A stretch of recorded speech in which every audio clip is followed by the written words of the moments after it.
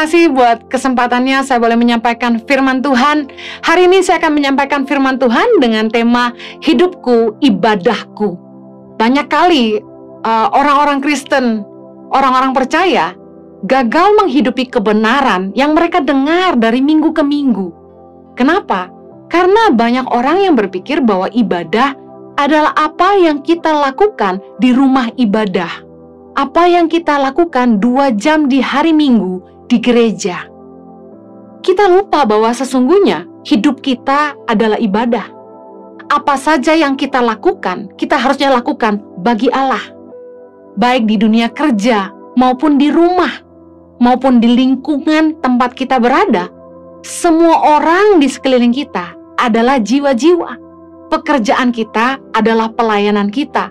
Hidup kita 7 hari 24 jam adalah bagi Allah. Keliru sekali ketika kita menjadi sangat kudus, sangat kusyuk ketika kita ada di dalam gereja saja. Padahal sesungguhnya ibadah yang berkenan kepada Allah adalah hidup kita. Ibadah adalah hidup kita yang mempermuliakan Allah. My life is my worship. Roma 12 ayat 1 berkata, karena itu saudara-saudara, demi kemurahan Allah aku menasehatkan kamu, supaya kamu mempersembahkan tubuhmu sebagai persembahan yang hidup, yang kudus, dan yang berkenan kepada Allah. Itu adalah ibadahmu yang sejati.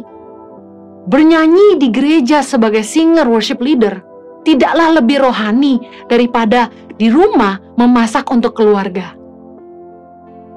Berkhotbah di mimbar gereja, memimpin doa, menjadi diaken, atau apa saja yang kita lakukan di rumah ibadah tidaklah lebih rohani daripada bekerja di tempat kita bekerja. Karena apa saja yang kita lakukan adalah pelayanan kepada Allah. Hidup kita adalah ibadah. Keluarga kita, rumah kita, tempat lingkungan kita, sekitar kita adalah ladang pelayanan kita. Semua orang yang Tuhan percayakan dalam hidup kita, orang-orang yang ada di sekitar kita, adalah jiwa-jiwa yang harus kita layani bagi Dia. Satu kali Tuhan mengingatkan saya untuk menyampaikan ini kepada setiap staf di Yayasan Tangan Pengharapan, bahwa setiap anak yang kami layani adalah Kristus bagi kami. Ketika kita melayani anak-anak kecil, seringkali pelayanan sekolah minggu, ataupun kita melayani anak-anak kita di rumah, kita menyepelekan seolah-olah ngurus anak itu nggak penting. Lebih penting yang kita lakukan di gereja, pekerjaan kita, pelayanan kita, bersama dengan teman-teman, berkumpul bersama dengan teman-teman sepelayanan di gereja, kita pikir itu jauh lebih penting. Padahal dalam Matius 18 ayat yang kelima berkata gini, dan barang siapa menyambut seorang anak seperti ini dalam namaku, ia menyambut aku. Ketika Tuhan kasih ayat ini ke saya, Tuhan ingatkan bahwa setiap anak yang kita layani, baik itu anak rohani maupun anak kandung, anak jasmani, mereka adalah Yesus bagi kita. Saya katakan itu kepada diri saya sendiri. Setiap anak yang saya layani di Tangan Pengharapan adalah Kristus bagi saya. Waktu saya memeluk mereka, saya tahu saya sedang memeluk Yesus. Yesus berkata sendiri, barang siapa menyambut seorang anak seperti ini dalam namaku, ia menyambut aku. Bahwa Yesus hadir dalam setiap pribadi anak-anak yang kita layani. Tahukah ketika kita sedang melayani sesama, kita juga sedang melayani Dia. Matius 25 ayat 40, Yesus berkata begini, dan Raja itu akan menjawab mereka, aku berkata kepadamu, sesungguhnya segala sesuatu yang kamu lakukan untuk salah seorang dari saudaraku yang paling hina ini, kamu telah melakukannya untuk aku. Ketika kita melakukan apapun kepada sesama yang paling hina, kita sedang melakukannya untuk Tuhan. Ketika kita lihat mereka lapar dan kita kasih mereka makan, ketika kita lihat mereka haus dan kita kasih mereka minum, ketika mereka telanjang kita kasih mereka pakaian, ketika mereka sakit dan kita merawat mereka, ketika mereka di penjara kita mengunjungi mereka, ketika mereka orang asing dan kita memberi mereka tumpangan, Yesus berkata, semua itu kita lakukan bagi Dia juga. Ketika kita belajar mengasihi sesama, sesungguhnya Tuhan sedang mengajar kita untuk belajar mengasihi Allah. Kalau kita gagal mengasihi sesama yang kelihatan, bagaimana kita mau belajar mengasihi Tuhan yang tidak kelihatan? Dalam Matius 19 ayat yang ke-14 dikatakan begini, tetapi Yesus berkata, biarkanlah anak-anak itu, janganlah menghalang-halangi mereka datang kepadaku. Sebab orang-orang yang seperti itulah yang empunya kerajaan sorga. Yesus bicara dalam dua hal di ayat ini. Ketika ada anak-anak kecil yang mau mendatangi Yesus, mereka dihalangi. Kemudian Yesus bilang, jangan halangi mereka, izinkan mereka datang kepadaku. Kemudian Tuhan berkata, orang-orang seperti itulah yang menunjukkan kepada orang-orang yang haus akan Tuhan, orang-orang yang belum pernah mengenal Yesus sebelumnya. Jangan halangi mereka datang kepada Tuhan. Sebagai orang percaya, jangan sampai kita menghalang-halangi jiwa-jiwa yang ingin percaya kepada Tuhan. Bagaimana kita bisa menghalangi jiwa? Apa maksudnya? 3 hal kebenaran yang Tuhan bukakan kepada saya. Kita akan menghalangi jiwa-jiwa datang kepada Dia bila, yang pertama, kita tidak mengajarkan tentang Tuhan dan tentang kebenaran. Yang kedua, bila hidup kita tidak jadi teladan bagi mereka. Yang ketiga, bila kita menyakiti hati mereka. Saya akan bahas ini, kebenaran ini satu-satu. Kiranya Roh Kudus menolong kita. Yang pertama, kita akan menghalangi jiwa-jiwa datang kepada Tuhan bila kita tidak mengajarkan tentang Tuhan dan kebenaran kepada mereka. Amsal 22 ayat 6 berkata gini, didiklah orang muda menurut jalan yang patut baginya, maka pada masa tuanya pun ia tidak akan menyimpang daripada jalan itu. Yesaya 54 ayat 13 berkata, semua anakmu akan menjadi murid Tuhan dan besarlah kesejahteraan mereka. Katakan amin. Bagaimana anak-anak bisa mengenal Tuhan kalau orang tuanya, guru-gurunya, kakak-kakaknya tidak pernah mengajar mereka tentang Tuhan? Bagaimana anak-anak mau ngerti kebenaran kalau orang tuanya, guru-gurunya, kakak-kakaknya tidak pernah ngajarin kebenaran sama mereka? Seringkali pelayanan sekolah minggu hanya jadi tempat penampungan untuk menenangkan anak-anak supaya aset-aset yang dinilai lebih berharga, yaitu orang tua mereka, bisa duduk tenang dan mendengarkan firman Tuhan dan memberi persembahan di gereja. Seringkali pelayanan sekolah minggu menjadi pelayanan second class. Padahal anak-anak bicara soal generasi ke depan yang harus kita persiapkan dari sekarang. Kita harus memperkenalkan tentang Tuhan dan kebenaran sejak anak-anak masih kecil. Sejak mereka masih sangat muda, supaya mereka mengerti jalan yang patut bagi mereka. Kita harus menjadikan setiap anak murid Tuhan. Oleh karena itulah di Tangan Pengharapan, saya mewajibkan setiap guru untuk mengajarkan tentang kebenaran firman Tuhan kepada anak-anak, supaya mereka ngerti tentang Tuhan dan apa yang harus mereka lakukan dalam hidup mereka. Bagaimana orang bisa tahu tentang Tuhan kalau kita tidak cerita? Saya biasanya gak peduli agama sih. Saya gak peduli apapun agama orang. Saya suka cerita tentang Tuhan. Bagaimana Tuhan bekerja dalam hidup saya dengan begitu nyata. Bagaimana Tuhan menyertai kami. Bagaimana Dia memanggil kami dan melayani anak-anak di Indonesia dengan berbagai kemustahilan yang Tuhan kerjakan. Bagaimana Tuhan perbuatannya sungguh nyata dalam hidup kami. Saya senang bersaksi tentang Tuhan. Dan kemanapun saya pergi, bahkan ketika saya sedang dipijit, saya suka cerita sama tukang pijit saya tentang perbuatan Tuhan yang ajaib. Bagaimana Tuhan bisa dipermuliakan dalam hidup kita kalau kita tidak pernah bicara tentang Dia? Ketika anak-anak kita di rumah bikin salah, sebenarnya itu kesempatan terbaik untuk kita menjelaskan firman Tuhan. Kebenaran itu baru bisa benar-benar diterima dan dimengerti ketika mereka merasakannya. Saya belajar memberi waktu yang berkualitas untuk anak-anak saya. Ketika mereka mau curhat, saya dengarkan. Saya duduk di sisi tempat tidur mereka, berbaring dekat mereka dan dengarkan, dan duduk dan coba mengajarkan. Ketika saya sedang jalan sama anak asuh saya di mobil, dia cerita, saya coba bagikan tentang kebenaran. Kita harus belajar ngajarin anak-anak kita, orang-orang di sekitar kita tentang Tuhan dan tentang kebenaran. Tahukah Anda sebagai orang percaya, kita punya tanggung jawab untuk memuridkan. Matius 28 ayat 19, Yesus berkata, karena itu pergilah, jadikanlah semua bangsa muridku, dan baptislah mereka dalam nama Bapa dan Anak dan Roh Kudus. Hari-hari ini, kita mungkin sudah mulai melupakan ini, bahwa sebenarnya sebagai orang percaya, kita punya tanggung jawab untuk memuridkan. Pendidikan semua bangsa murid Tuhan.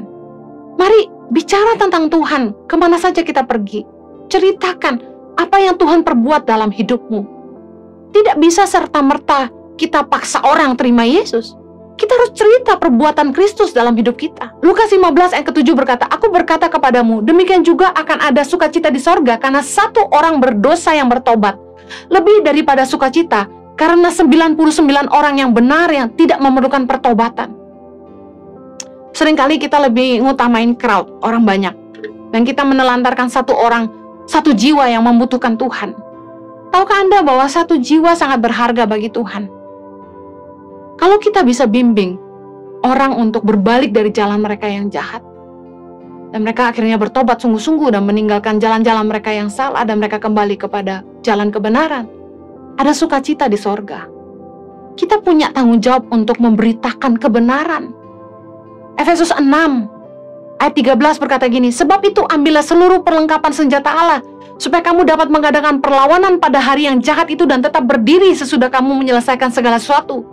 Jadi berdirilah tegak, berikat pinggangkan kebenaran dan berbaju zirahkan keadilan." Ayat 15, "Kakimu berkasutan kerelaan untuk memberitakan Injil damai sejahtera." Tugas memberitakan Injil bukan hanya kepada para penginjil, para pengkhotbah saja, pendeta saja, tapi kita semua orang percaya punya tanggung jawab untuk memberitakan tentang Tuhan kemana saja. Bagaimana kita menghalangi jiwa-jiwa datang kepada Tuhan dengan tidak memberitakan Tuhan dan kebenarannya? Mari, jangan cuma ngobrol yang gak penting, jangan cuma gosip sana-sini, bicara artis ini, artis itu, bicarain masalah-masalah yang ada, tapi mulai bicara tentang Tuhan.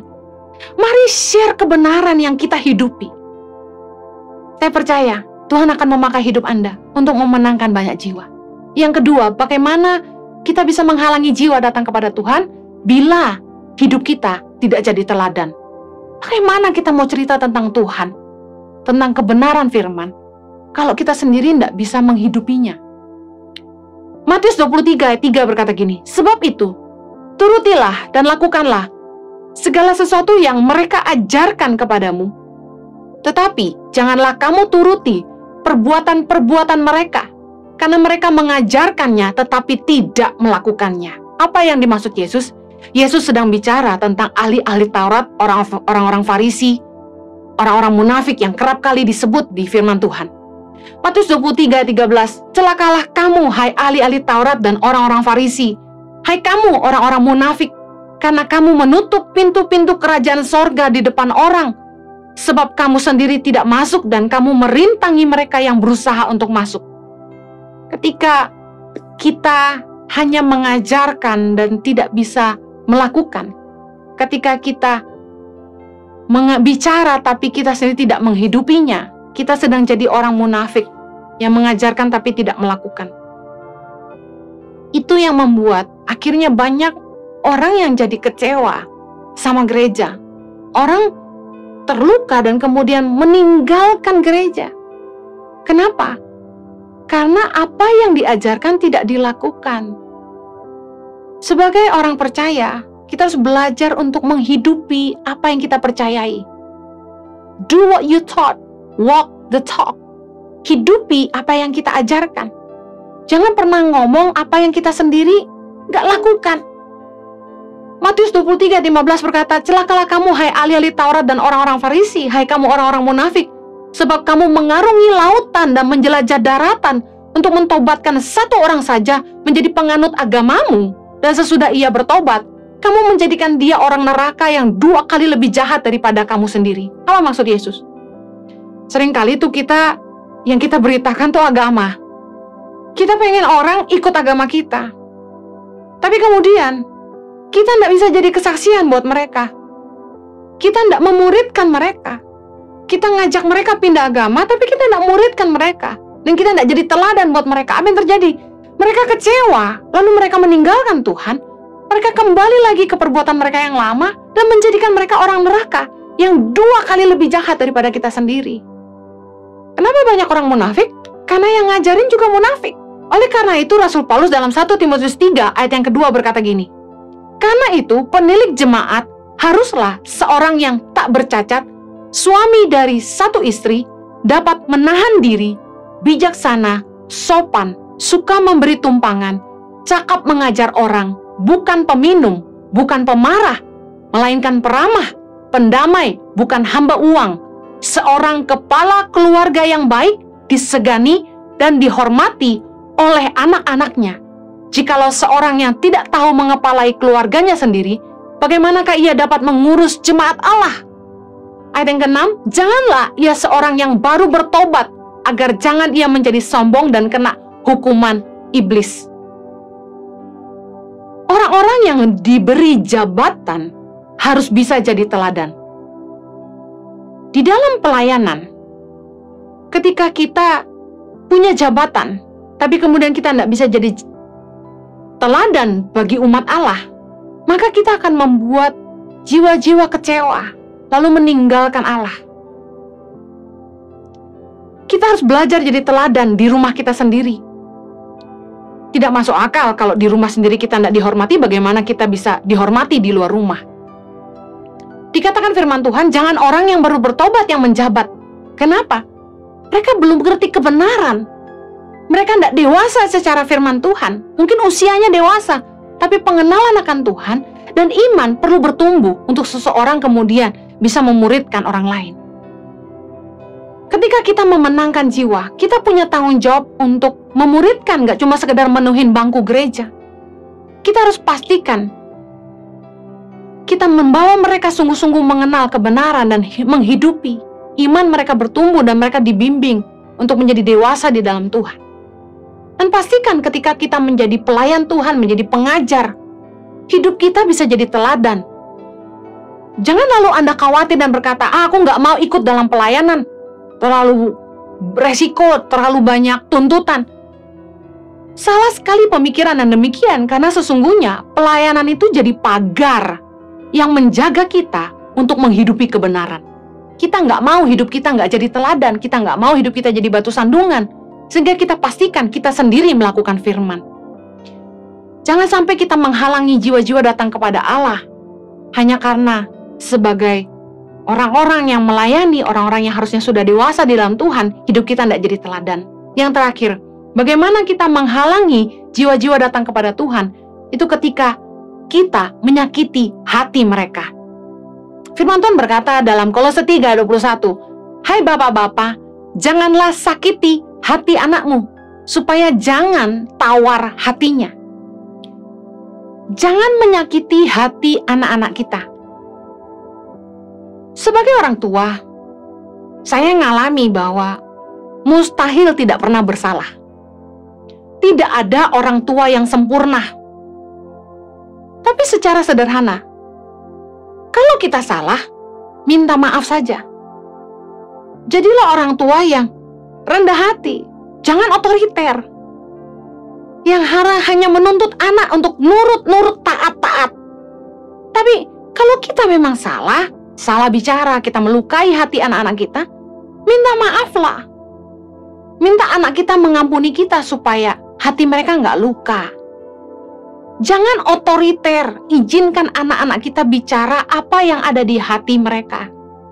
Saya termasuk orang tua yang demokrat. Saya izinkan anak-anak saya bicara apa saja, bahkan menegur saya. Cara saya mendidik anak-anak saya adalah tangan kanan mendidik dengan ketegasan, tangan kiri mendidik dengan kasih dan pelukan. Kita nggak bisa memaksa anak kita hanya taat. Kita pukul, kita kasih aturan. Kita selalu kritik mereka. Tapi harusnya kita seimbang. Tangan kanan menegur, tangan kiri memeluk. Ketika kita mengajar, kita juga harus mengasihi mereka. Anak-anak akan lebih dengar kalau mereka percaya bahwa orang tuanya mengasihi mereka. Markus 10 ayat 42. Tetapi Yesus memanggil mereka lalu berkata, kamu tahu bahwa mereka yang disebut pemerintah, bangsa-bangsa, memerintah rakyatnya dengan tangan besi, dan pembesar-pembesarnya menjalankan kuasanya dengan keras atas mereka. Tidaklah demikian di antara kamu. Barang siapa ingin menjadi besar di antara kamu, hendaklah ia menjadi pelayanmu. Dalam dunia pekerjaan juga, dalam jabatan kita sebagai pemimpin, ada satu hal yang seringkali disampaikan bahwa pemimpin gak pernah salah. Itu keliru. Pemimpin bisa salah. Kalau kita salah, minta maaflah. Jangan terlalu sombong. Sudah kita tegur mereka keras-keras dan ternyata mereka tidak salah, kita yang salah, lalu kita diam saja. Jangan sampai kita meninggalkan luka di hati mereka. Saya dulu pernah punya staff yang sudah tidak bekerja lagi dengan Tangan Pengharapan, tapi dia terluka sama saya. Ketika saya ketemu dia, saya peluk dia, dan saya pastikan sebelum siapapun resign dari Tangan Pengharapan, kami berdamai dengan mereka. Apapun yang ada di hati mereka, kami minta maaf. Ada di antara mereka yang legowo, pergi dengan besar hati, ada mereka yang tetap kepahitan. Tapi paling tidak sebagai pemimpin, kita cukup rendah hati untuk minta maaf. Kita tetap memilih untuk mengasihi. Apapun reaksi mereka. Ada yang gak sopan, tapi biarkan saja. Kita mau taat sama kebenaran. Pemimpin bisa salah. Kita tidak perlu memimpin dengan tangan besi. Pastikan kita juga memeluk dengan kasih. Yesus mengajarkan bahwa barang siapa yang ingin jadi besar, dia harus jadi pelayan. Bicara soal servanthood leadership, pemimpin yang memberi teladan dengan melayani. Makanya ketika saya memberi perintah kepada bawahan atau anak-anak di asrama untuk melakukan sesuatu, saya ikut terjun bersama-sama dengan mereka. Nggak cuma nyuruh-nyuruh aja. Banyak pemimpin yang menaruh beban ke bawahannya, tapi mereka sendiri tidak mau mengotori tangan mereka. Kenapa kita tidak boleh melukai hati anak-anak kita? Kenapa kita tidak boleh melukai hati bawahan kita? Well, untuk sakit hati itu pilihan mereka sendiri, tapi kita jangan sampai menyakiti mereka. Karena hati yang pahit itu sumber penyakit. Ibrani 12 ayat 15 berkata, jagalah supaya jangan ada seorang pun menjauhkan diri dari kasih karunia Allah, agar jangan tumbuh akar yang pahit yang menimbulkan kerusuhan dan yang mencemarkan banyak orang. Anak-anak itu kalau udah sakit hati, mereka akan lakukan banyak hal yang mengerikan. Kami melayani di penjara, bagaimana anak-anak ini bisa jadi drug addict, mereka mencuri, mereka memperkosa anak orang, dan lain sebagainya, keluar dari luka kepada orang tua mereka. Ada yang ditelantarkan orang tua, ada yang orang tuanya keras terhadap mereka, ada yang orang tuanya sering merendahkan mereka, memberikan caci maki yang membuat anak-anak ini merasa tidak dihargai. Saya lihat betapa hati itu sumber kehidupan. Sungguh-sungguh firman Tuhan berkata Amsal 4:23, jagalah hatimu dengan segala kewaspadaan, karena dari situlah terpancar kehidupan. Karena keadaan hati kita akan menentukan hidup kita. Matius 15 ayat 19 berkata gini, karena dari hati timbul segala pikiran jahat, pembunuhan, perzinahan, percabulan, pencurian, sumpah palsu, dan hujat. Berangkat dari luka kepada orang tua, anak-anak bisa bikin begitu banyak masalah. Cari pelarian dari luar, cari perhatian, bikin masalah di sekolah, ganti-ganti pacar karena kekurangan kasih dari papa mama. Mari jangan sakiti hati anak-anak kita. Kalau kita membiarkan mereka terluka tanpa menyelesaikannya, kita akan membuat mereka jauh dari kasih karunia Allah. Mari bereskan, minta maaf kepada pasanganmu, minta maaf kepada anak-anakmu, minta maaf kepada stafmu, kepada orang-orang yang mungkin pernah kau lukai hatinya, supaya kita berdamai dengan mereka dan mereka juga berdamai dengan diri mereka sendiri. Jangan sampai kita menghalangi jiwa-jiwa datang kepada Tuhan. Saya sedih dengar begitu banyak orang yang kecewa sama hamba Tuhan, kecewa sama orang Kristen, lalu mereka memilih untuk meninggalkan Tuhan hanya karena mereka terluka. Mari pastikan kemanapun kita pergi, kita mengajarkan tentang Tuhan dan tentang kebenaran. Kita jadi teladan bagi semua orang.